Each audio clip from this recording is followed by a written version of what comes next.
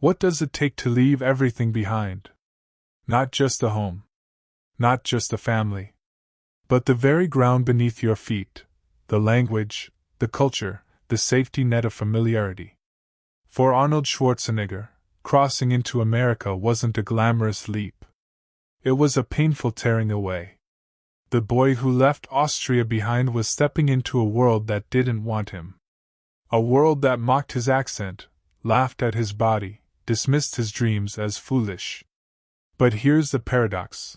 Struggle is not the enemy of greatness. Struggle is the fire that tempers steel. This is the part of the journey where most people give up. But Arnold didn't. And that's why we remember his name. Picture this, a 21-year-old Arnold, stepping off a plane into Los Angeles. The city of dreams, buzzing with lights and possibilities. For everyone else. Not for him. His English was broken. His money was limited. His family was thousands of miles away. He rented a small apartment that felt more like a box than a home.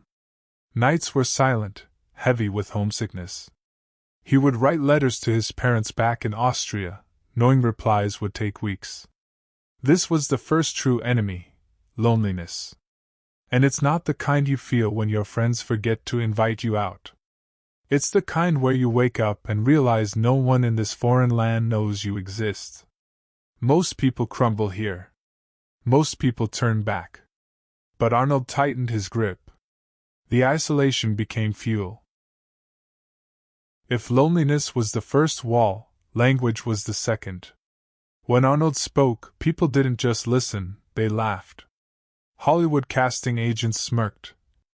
With that accent, you'll never be a leading man. Your name is too strange. Your body is too big. Nobody wants to see that. In their eyes, Arnold was a caricature, not a star. But instead of bowing to humiliation, he fought back in silence. He enrolled in English classes at Santa Monica College. He practiced speaking lines again and again until his tongue obeyed. His notebooks were filled not just with workout routines, but with vocabulary lists.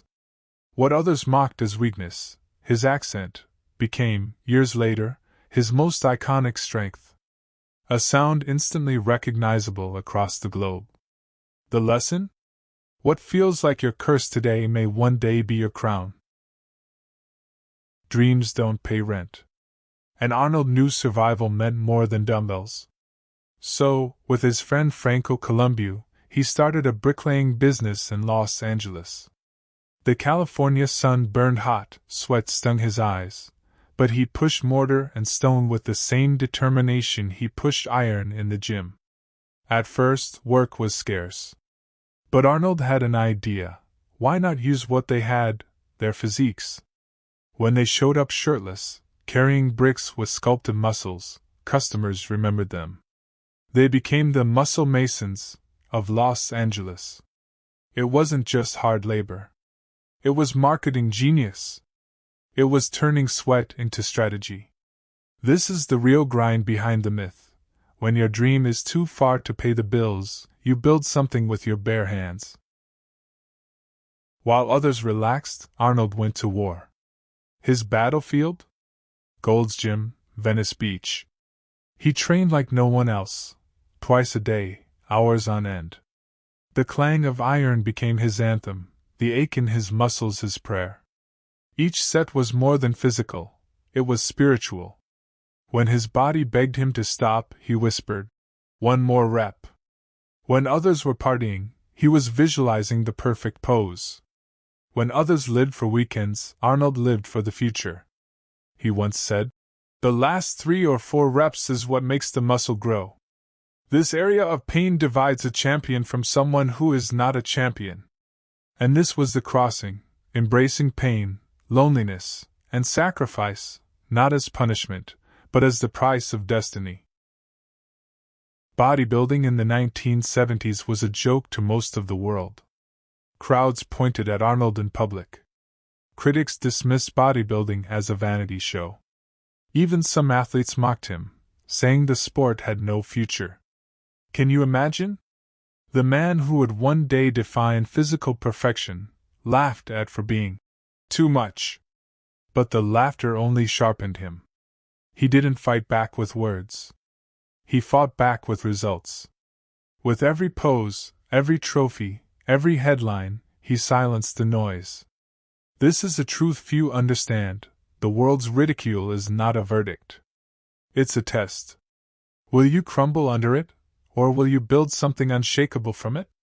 Right now, as you watch this, do this with me. Take one deep breath. Inhale, hold, exhale. And imagine for just 10 seconds that you carry Arnold's hunger. Every insult, every doubt, every laugh at your expense, fuel for your fire. That's what he did. That's why he endured. By 1970, Arnold won his first Mr. Olympia title. For the world, it looked like victory. For Arnold, it felt like confirmation. Confirmation that the boy from Austria, who crossed oceans, endured loneliness, carried bricks, and absorbed laughter, had finally stepped onto the stage of destiny. But even here, the struggles didn't vanish. Hollywood still doubted him. The accent still clung. The critics still sneered. Yet the threshold was crossed. Arnold was no longer a dreamer. He was a fighter in the arena, tested, scarred, and stronger than ever. And from that point on, every rep, every audition, every risk was no longer just about muscle or fame. It was about rewriting what the world thought was possible. Arnold had proven he could conquer one mountain, and now, he had set his sights on the next. Because destiny doesn't end at victory. It begins there. For Arnold, Mr. Olympia wasn't the finish line, it was the foundation. Each title he earned wasn't a trophy to display, but a weapon to wield. A symbol that when the world says no, persistence can force it into a yes. The weights had built his body. The discipline had built his spirit. And now, both were aimed at a horizon far greater than the stage. A horizon where the boy from a small Austrian village would rise, not just as a champion, but as a legend who redefined strength itself. This is the truth about every threshold. It doesn't greet you with open arms. It slams the door. It questions your worth. It whispers that you don't belong here, that you should turn back before you embarrass yourself. It waits for you to surrender. It tests you with loneliness, with humiliation, with rejection so sharp it cuts into your spirit and leaves scars only you can see. Arnold's story reminds us that greatness is never about sidestepping these trials. It is about facing them head-on. About standing tall in the storm and refusing to bow.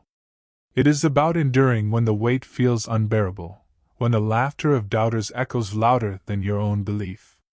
The very obstacles meant to break you can, if you let them, become the iron that forges you, the resistance that builds your strength, the pressure that shapes your destiny. So ask yourself, what threshold stands before you right now? Is it fear? Failure? Doubt? Or the quiet voice telling you you're not enough? And more importantly, will you retreat like countless others? Or will you step across, scarred but unbroken, and claim the life waiting on the other side? This was only part 2 of Arnold's hero's journey. The struggles. The crossing. The moments where the boy from Austria transformed into the man the world could no longer ignore. But as every story teaches us, the path does not end when one mountain is climbed, it only opens the view to the next peak. The story isn't finished. Far from it. Because the next chapter reveals something even more powerful than struggle. It reveals the wisdom he gathered along the way. The mentors who sharpened his vision. The revelations that guided his choices. And the lessons that shaped him into not just a champion of bodybuilding, but into a legend who broke barriers in Hollywood, politics, and life itself. So stay with us. Subscribe now, and join me for the next video, Arnold Schwarzenegger, Mentorship and Revelation. This is Silent Mastery HD, reminding you, the struggle isn't your enemy. It is your threshold. And when you cross it, you step into the life that was waiting for you all along.